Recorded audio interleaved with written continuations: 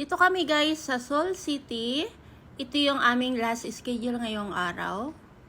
Tapos mamayang gabi dito na rin kami magdi-dinner sa area na to. Pupunta kami sa Hotel Sky Park, Kingstown. Doon kami magdi-dinner mamayang gabi. So ayan, papasok kami sa mall. Doon muna kami mag-rest. Kasi nakakapagod guys, gumala. So ayun lang guys.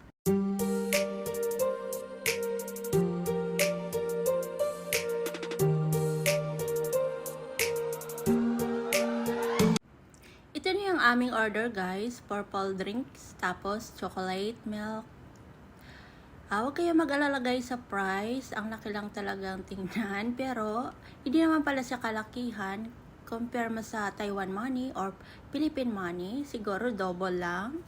So, kayang-kaya natin. Kayang-kaya nyo yan, guys. Pag pumunta kayo ng Korea, hindi naman masyadong kamahalan ng bilhin dito. Basta mag-enjoy lang tayo, okay na yon.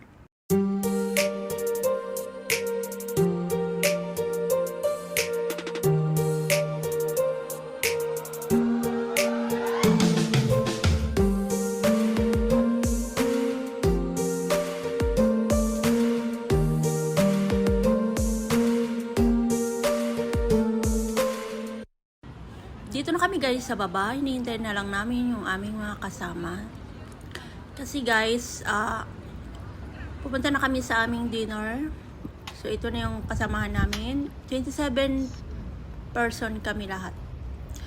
So dito kami magdi-dinner sa Hotel Sky Park, Kingstown, sa taas.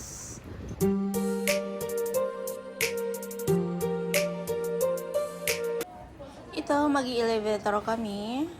Medyo marami kami, kaya hati-hati lang.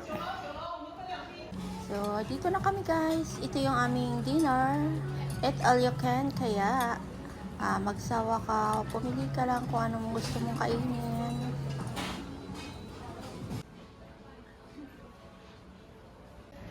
Ito, tapos na kaming kumain. Nasa labas na yung mga kasama namin. Hinihintay lang namin yung aming bus.